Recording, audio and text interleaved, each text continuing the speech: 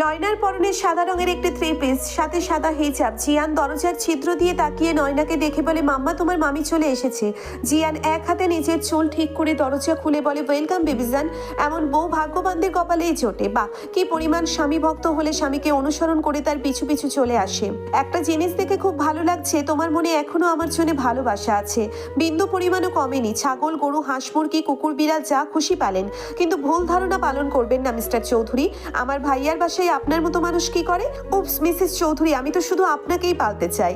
ছেলে মেয়ে লালন পালন করার বয়সে সুন্দরী মেয়েদের পালন করতে যাচ্ছেন? ছি ছি, কি করবো মিস, সামনে এমন চোখ ধাঁধানো সুন্দরী থাকলে আর কিছু মাথায় থাকে না।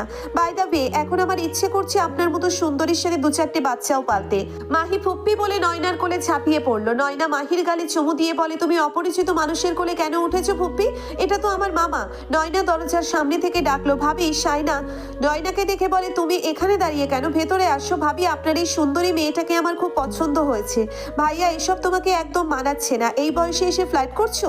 ভাবি, সিঙ্গেল মানুষ তো সবসময় ফ্ল্যাট করতে পারে, সিঙ্গেল মানুষের মন সবসময় ছোটই থাকে। একটা হিল্লে করে দাও ভাবি। ছি ছি ভাইয়া, তুমি কি আমার সেই জিয়ান ভাই? মনে হচ্ছে রোড সাইড রোমিওর সাথে কথা বলছি। কি করব, বয়স 30 ছাড়িয়েছে, এখনো সিঙ্গেল।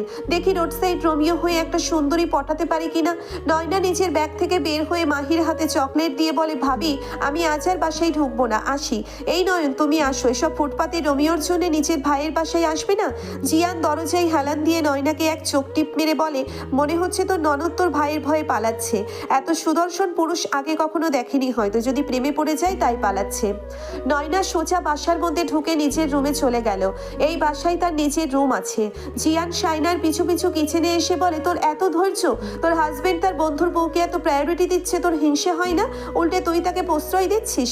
পাইলট জিয়ান রেজা চৌধুরী, আপনি হয়তো এই দেশে নতুন তাই জানেন না, আমার হাজবেন্ড অনিকেত মাহমুদ আর সুনয়না তালুকদার রক্তের ভাই বোন, জিনগতভাবেই তারা ভাই বোন। সো এমন পবিত্র সম্পর্ক নিয়ে আমি জেলাস কেন হব? জিয়ান অবাক হয়ে বলে, মানে এসব কি করে হলো? আপনি তো পালিয়ে গিয়েছিলেন, এরপর কত কিছু হয়ে গেছে, সেসবের খোঁজ আপনি রেখেছেন? একটা মেয়েকে বিয়ে করে তাকে নিজের ভালোবাসায় ডুবিয়ে তারপর তাকে ছেড়ে চলে গিয়ে 3 বছর পর এসে রোড সাইড রোমিও হবেন আর সে আপনার কাছে চলে আসবে? একটা মানুষ ভেঙে গেলে সে নিজেকে অনেক কষ্টে গড়ে তোলে। যে সুনয়নাকে আপনি ছেড়ে গিয়েছিলেন আর ফিরে এসে যে সুনয়নাকে দেখছেন, তাদের মধ্যে আকাশ জমিনের পার্থক্য। সেই ষোড়শী মেয়েটা এখন পূর্ণ নারী হয়ে উঠেছে। যে মেয়ে নিজের চোখে নিজের সন্তানকে শেষ হতে দেখেছে, যে মেয়ে নিজেকে ভেঙে ছুঁড়ে গড়েছে, তার জীবনে আপনার অস্তিত্ব সামান্য ধুলো কণার মতো, যাকে সহজেই মারিয়ে সামনে এগিয়ে যাওয়া যায়। জিয়ান কিছুক্ষণ চুপ করে রইল, তারপর কাতর কণ্ঠে বলল, আমি জানি আমি ভুল করেছি, আমার ভুলের ক্ষমা নেই, কিন্তু আমি কি করতাম? আমি নিজের প্রতিও তো অন্যায় করেছি। আমি কি কম কষ্ট পেয়েছি? আমার প্রতিটি দিন প্রতিটি রাত নিজের সাথে যুদ্ধ করে টিকেছিলাম। নিজেকে এত এত ব্যস্ত রাখতাম, কখন রাত হতো কখন দিন কাটতো সেটাও অনেক সময় জানতাম না। আমি কি করতাম? একদিকে মা একদিকে বউ, আমি কাকে ছাড়বো কাকে ধরবো?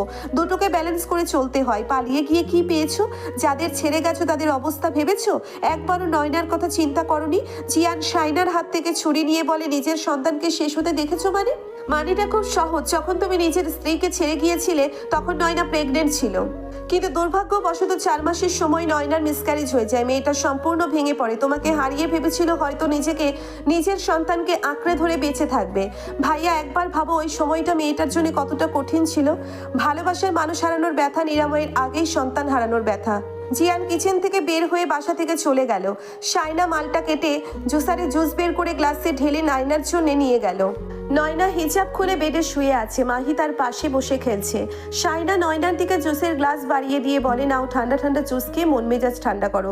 নয়না জুসের গ্লাস হাতে নিয়ে বলে, আপদ বিদায় হয়েছে? মনে হচ্ছে চলে গেছে। নয়না এক চুমুকে জুস পান করে বলে, কেন এসেছে এত বছর পর? আমার শুনে ছেলে দেখো, বিয়ে করব, সত্যি 100% সত্যি। আমি ডিভোর্স ফাইল করব, এই সম্পর্ক থেকে অনেক আগেই মুক্তি হয়েছি, এখন শুধু ফর্মালিটি পূরণ করব। আচ্ছা, জাহিনের কি খবর বলো তো?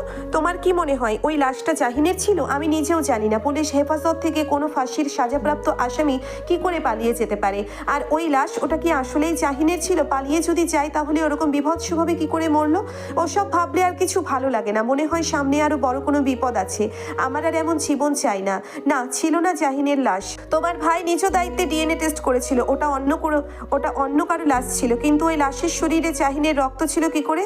আর ডাক্তার কেন বললো ওটা জাহিন? মাঝে মধ্যে মনে হয় জাহিন আবার ফিরে আসবে নতুন কোনো তুফান হয়ে। শাইনা নয়নার কাঁধে হাত রেখে বলে, তুমি কি জাহিনার জিয়ানকে চিনবে? হয়তো দেখেই বুঝবো না, কিন্তু আমার কাছাকাছি আসলে আমি চিনতে পারবো। এটা কি আসল? এটা জিয়ান, এতে কোনো সন্দেহ নেই। আমি এতদিন তোমাকে এসব বলিনি কারণ আমি চাইনি তুমি টেনশন করো। আমার জীবনটাই টেনশন হয়ে গেছে। আমি যতবার ভাবে জিয়ানকে ক্ষমা করে দেবো ততবার মনে পড়ে কিভাবে সে আমাকে ছেড়ে চলে গিয়েছিল। যাওয়ার পর একবারও আমার কথা তার মনে পড়েনি, কখনো খোঁজও নেয়নি, জানতেও চায়নি আমি কেমন আছি। এখন এসে ভালোবাসা দেখাচ্ছে। পুরুষ মানুষের ভালোবাসা কচু পাতায় জমে থাকা পানির মতো, দেখাতে স্বচ্ছ কিন্তু অস্থায়ী। জিয়ান সোজা চৌধুরী ম্যানশনে চলে এলো, কারোর সাথে কোনো রকম কথা না বলে সোজা নিজের রুমে গিয়ে দরজা বন্ধ করে দিল। ওয়াশরুমে ঢুকে শাওয়ারের নিচে বসে পড়লো। ইচ্ছে করছে চিৎকার করে কাঁদতে, অথচ পুরুষ মানুষ কখনো এভাবে কাঁদতে পারে না। আচ্ছা, মানুষকে ভুল সূত্রে নতুন করে জীবন শুরু করতে পারে?